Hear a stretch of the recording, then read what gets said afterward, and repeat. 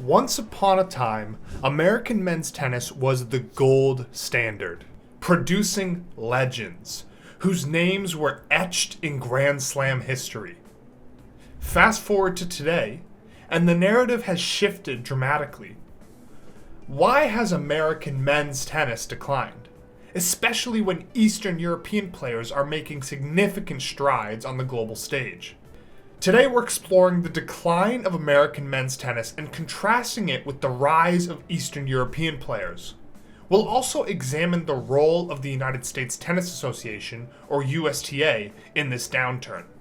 To set the stage, let's look at some numbers.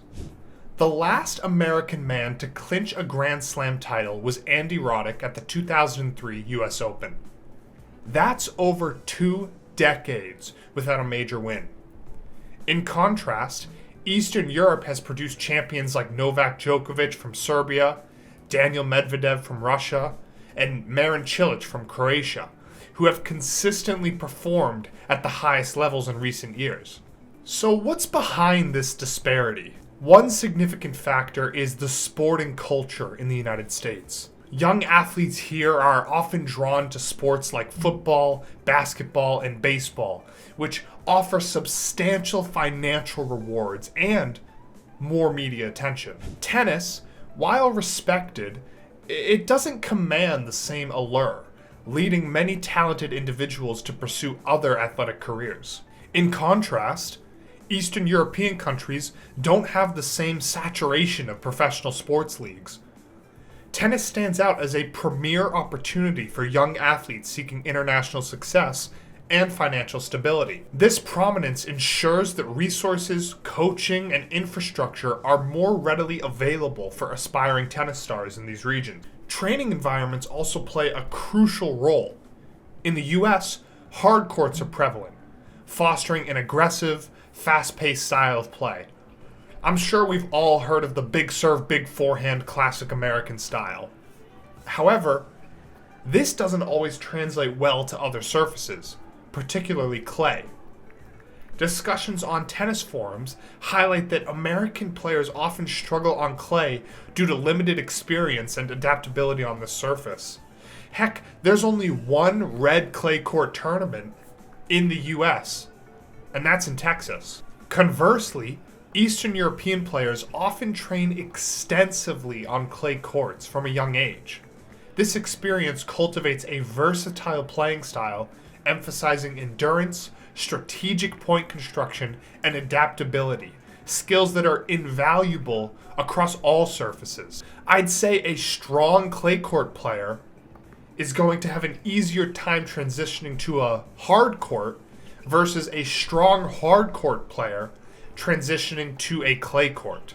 Now, beyond the cultural and training differences, the organizational structures supporting tennis development are pivotal. This brings us to the United States Tennis Association, or USTA. The USTA, a nonprofit organization, is tasked with promoting and developing tennis in the US. But critics suggest it's falling short in fostering top-tier talent. And I'd have to agree. The USTA's focus has shifted more towards organizing high-profile events like the US Open, which, while prestigious, diverts attention and resources from grassroots development. This emphasis on spectacle over substance may contribute to the lack of American players breaking through on the international stage. On top of that, there's been a load of concerns raised about the USTA's financial decisions. Reports indicate that the organization has borrowed significant sums, raising questions about fiscal responsibility and the allocation of funds that could otherwise support player development programs. The USTA's leadership has also faced a great amount of criticism for a perceived lack of vision and accountability. Despite substantial investments in tennis infrastructure and programs, the anticipated results, namely producing top-ranked American male players, have not materialized, leading to calls for a reassessment of strategies and priorities. Now you may be wondering, well sure, on the men's side, America doesn't dominate, but on the women's side, we have recent Grand Slam champions like Madison Keys and Coco Gauff, and Serena Williams was the greatest female player of all time. So what's the difference? Well, the difference is that men in the US just play other sports, period. Which makes tennis a more alluring sport for female athletes. You don't see loads of women playing sports like basketball or softball even, and a lot of that's because the top paid female athletes are all tennis players. So there's that financial incentive as well. And what about American tennis's largest media platform, the Tennis Channel? Well, believe it or not, this network, which works closely with the USTA and plays a major role in promoting the sport in the US, signed a deal with the Professional Pickleball Association to launch a dedicated pickleball channel.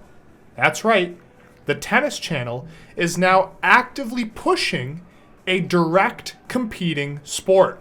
A lot of tennis players, pro tennis players, going into pickleball now. I know you've won a mixed title with Jack Sock, Sam Querrey's playing, Jeannie Bouchard's in there now.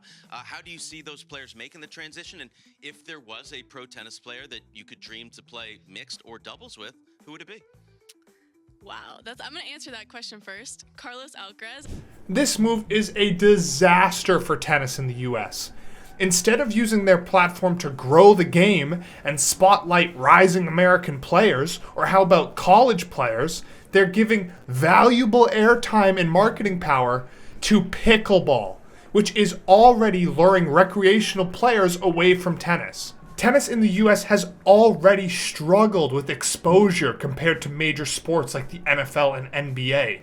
Now, it has to fight for attention against a sport that's literally being promoted by the same network that should be growing the game. If the governing bodies and media partners of American tennis won't even prioritize the sport, how can we expect to produce world-class players? And in contrast, Eastern European countries have adopted a more streamlined and effective approach to player development. With fewer resources, they've managed to implement systems that identify and nurture talent efficiently, resulting in a steady pipeline of world-class players. For example, a key factor behind Eastern Europe's success in producing top-tier tennis talent is the presence of state-sponsored training programs that identify and nurture young athletes from an early age. These programs are most of the time free of charge, ensuring that financial barriers don't hinder potential champions. For instance, in countries like Belarus, the Belarus Tennis Federation, or BTF, plays a pivotal role in supporting and developing talented players through comprehensive training programs, tennis academies, and competitive events. This proactive approach allows nations with relatively smaller populations to consistently produce world-class players, as the focus is placed squarely on talent and development rather than financial means. I mean, the number one female player in the world right now is from Belarus, Aryna Sabalenka. So they're doing something right. And this directly contrasts with one of the biggest barriers to success in American tennis, that being the massive financial burden that comes with competing at a high level. Unlike basketball, where all you need is a ball and a hoop at a public park, tennis requires expensive coaching, travel for tournaments, equipment, and court fees. The cost of developing a top junior player in the US can easily exceed $100,000 per year, pricing out many talented athletes from lower income backgrounds. In contrast, sports like basketball and football, where American athletes thrive, have well-established pipelines for underprivileged kids, including free AAU circuits, high school scouting networks, and collegiate scholarships. Tennis, on the other hand, lacks this kind of widespread accessibility, making it a sport that favors the wealthy and systematically shuts out potential stars before they even have a chance to develop. And think of it this way. If you live in parts of the Midwest, for example, and you're an aspiring tennis star, you may have to drive upward 2, 3, 4, maybe even 10 hours to play certain high-level USTA tournaments. There's some kids growing up in the US that don't even have access to high-level hitting partners that they need to become a high-level player. And here's something else to think about. College tennis in the US is actually incredibly strong. The level of competition in NCAA Division I is as good as it's ever been. And some players go on to have successful professional careers. Look at John Isner or Marcus Giron. But here's the problem. A huge percentage of the top college tennis players aren't even American. Many of the best NCAA players develop their skills outside the US in countries with better training systems, and then come to the US on scholarships that could have gone to American players. Schools prioritize recruiting these international players because they're already developed and highly competitive, which makes sense from a team performance standpoint.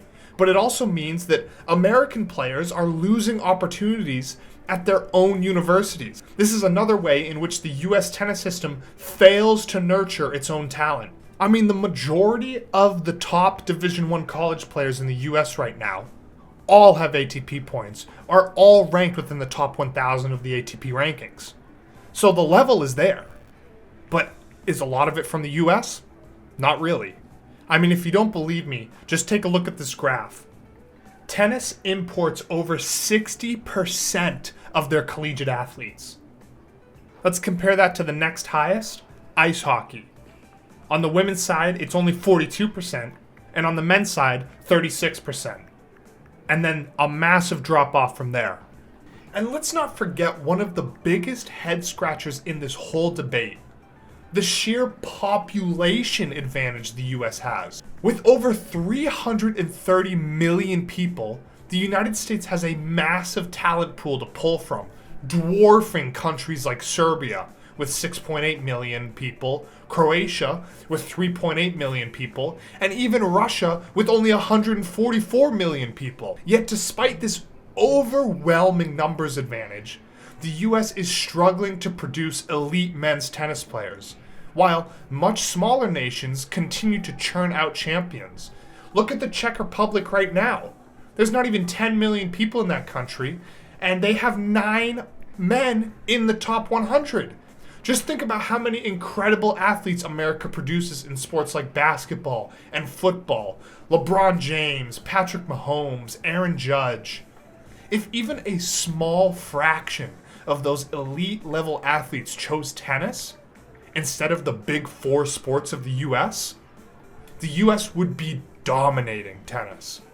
But instead, it's the Eastern European nations with far fewer resources and significantly smaller populations that are developing the world's best players. Now, I don't want to make it sound all bleak for American men's tennis. We have strong players like Taylor Fritz, Francis Tiafoe, Tommy Paul, Fritz recently reaching the US Open final against Jannik Sinner, which aimed to end the 2-decade Grand Slam drought for American men. And even Fritz himself has emphasized the need for American male tennis players to step up and win a Grand Slam, to inspire the younger generation in the US. He believes that achieving such a victory is crucial to elevate men's tennis in the country. So, while the current state of American men's tennis might seem bleak compared to the powerhouse that Eastern Europe has become, I think there's hope on the horizon. By addressing the structural and cultural challenges, and drawing inspiration from the relentless drive seen in Eastern European players, American tennis can aspire to reclaim its former glory. But what do you think? Can American men's tennis make a comeback? Or will Eastern Europe continue to dominate the courts?